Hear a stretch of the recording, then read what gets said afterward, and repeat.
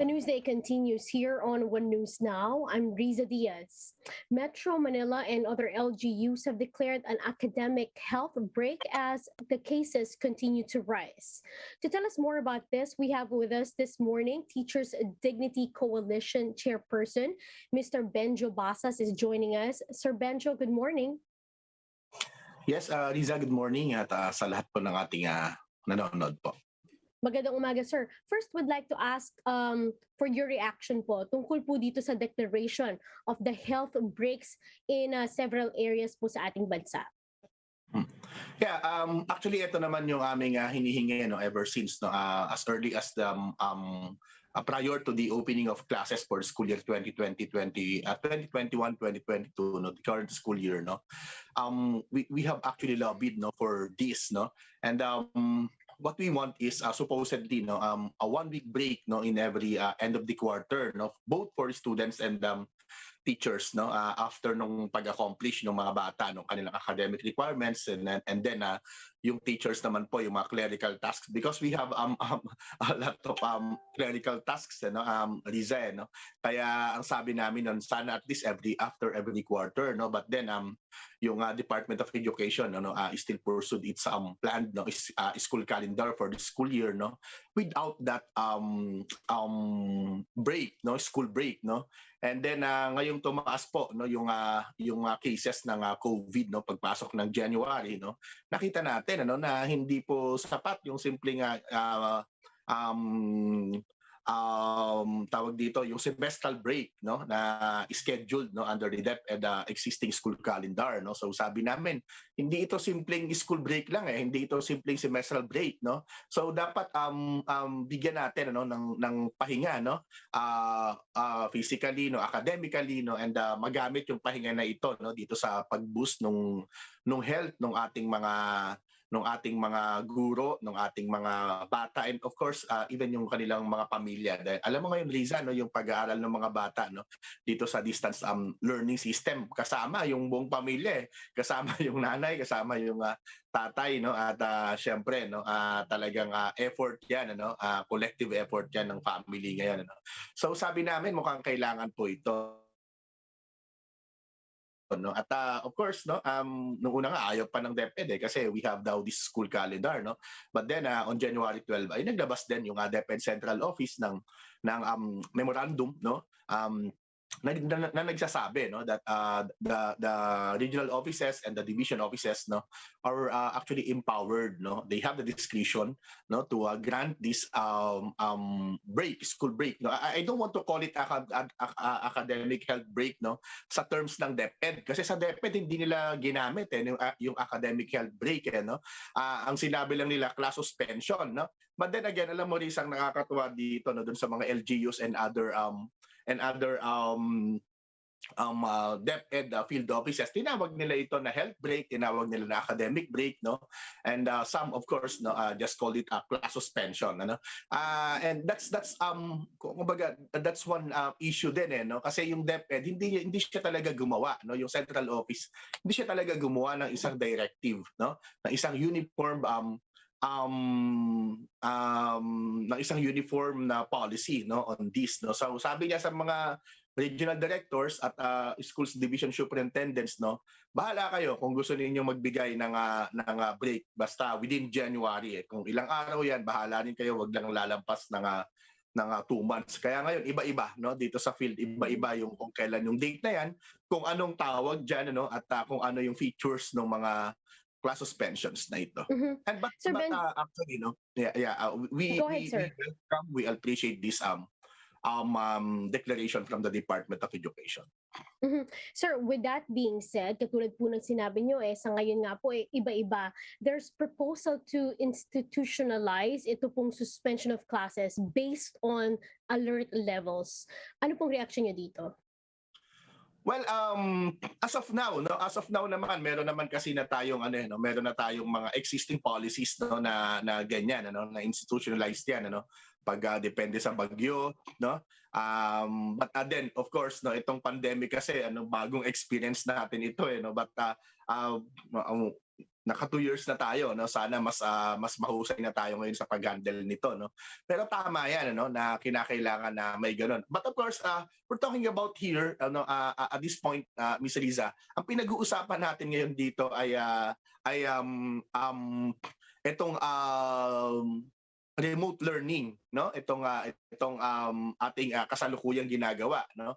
Kaya hindi natin maipirmis, no, kahit ang mga LGUs natin hindi alam, no, kung saang alert level. Kasi pag pumasok naman kasi tayo ngayon, halimbawa kahit nasa alert level 1 po tayo, no, wala naman talaga tayong mga face-to-face classes maliban doon sa mga areas na merong limited face-to-face classes implementation, ano. At buong bansa 300 lang 'yan, ano. Of course, no, meron diyang ilang school sa Metro Manila, no, pero automatic 'yan, ano. Ngayon po, no, automatic, no, pag tumaas sa alert level 3, wala pong face-to-face classes, no. Siguro mas ang issue diyan sa tanong ninyo ay kasama rin ba dito yung online at modular classes, no. So siguro that's the thing that we really qualify din, ano po. Sir Benjo, meron po ba kayong data as to, let's say, the number of teachers na nakaka-experience po ng mga flu-like symptoms or nag-test na po as positive for COVID-19? Alam mo, yun yung Ms. Riza na napakahirap na makuha yung data, no, kasi fluid yan, no. Ever since naman, no, we've been doing surveys, no, mula nung 2020, no. Syempre mahirap on our part, no, makakuha ng datos. Kaya nga at one point humingi kami, no, formally and officially humingi po kami sa Department of Education ng data, no, nung mga nakalipas na buwan, nung nakalipas na taon, ano po, no. Hindi rin naman kaagad-agad ito nabibigay ng ating Department of Education kasi syempre, no, yung may limitation din, ano. Ang ma-reach lang namin, ano, na doon sa aming mga surveys, sa aming mga pagtatanong, yun lamang mga miyembro namin, ano. Paano yung mga yung mga kahit hindi namin miyembro basta willing sumagot. But how about, no, those people, those teachers, no, who are not willing, no, to answer the survey questions, no, and are beyond our reach. Marami yun, ano, mas marami yun. Kaya nga ngayon nag-rely talaga lang kami, no, dito sa report sa amin, no, ng aming mga miyembro, no, na at yung mga principal na miyembro namin, lalo na, no, yung mga school heads, no, na nagsasabi na sila ay nag-positive, no, na yung mga teacher nila ay nag-positive. Buong pamilya, no, pamilya ngayon, no, Miss Riza, yung nakakaranas ng sakit, lalo na nung nakalipas na 2 linggo, no. Kaya siguro ito yung pinakamahusay na panahon, ano. Although marami na sa ating mga kapatid na guro ngayon, well, as per report to our office, no, marami na rin naman yung nakaka-recover na or natatapos na yung kanilang quarantine period. Alright, maraming salamat po sa inyong oras. Ngayong umaga, that's Mr. Benjo Basas of the Dignity Coalition. He is their chairperson. Thank you, sir. Thank you, ma'am.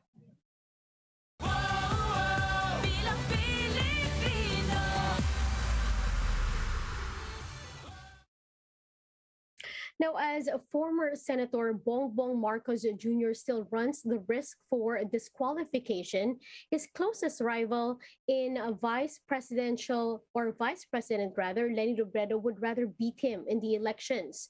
But should Marcos still win, an Isambayan convener believes that we can already say goodbye to the Marcos ill-gotten wealth. Mendos Baños with the story. If it were up to Vice President Lenny Robredo, a victory in the presidential election would be sweeter rather than have former Senator Bongbong Marcos be disqualified from the race.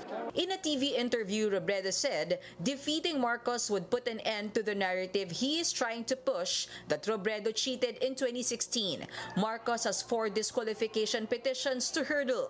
Should he be allowed to run and potentially win, retired Supreme Court Justice and Sambayan convener Antonio Carpio says the country can bid goodbye to the yet unclaimed ill-gotten wealth by the Marcoses. If Bongbong Marcos becomes president, I do not expect the 125 billion to be recovered anymore. Carpio fears Marcos as president can abolish the Presidential Commission on Good Government, which has been at the forefront of recovering the Marcoses' ill-gotten wealth. According to Sambayan, the PCGG has recovered 174 billion pesos so far from the Marcos family. 125 billion more have to be taken back. Add to that the more than 200 billion pesos in estate taxes that Marcos has yet to pay. He has been ordered by the court to pay. He refuses to pay up to now. And nobody seems to hold him to account for that. If he becomes president, lalo na. Goodbye na yan. Bongbong's camp dismissed Carpio's statements as purely speculative, even accusing Carpio of urging the filing of petitions against Marcos, which they describe as nuisance. Robredo, who was endorsed by Sambayan, refused to comment on Marcos's disqualification cases. She recently got the endorsement of senior officials of the Ramos administration. Reporting for News 5, Mean Los Baños, we are One News. One group calls on President Duterte to make his COMELEC commissioner appointment process inclusive and transparent. Participate describes itself as a coalition composed of 2,500 members from various groups.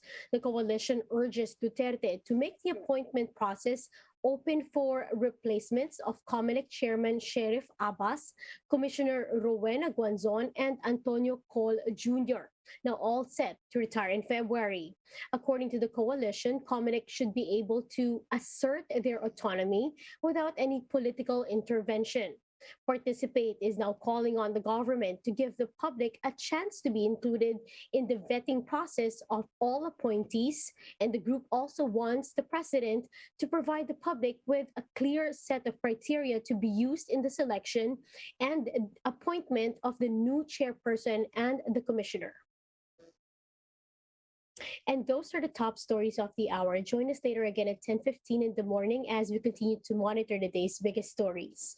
You can also catch One News on Signal Play app.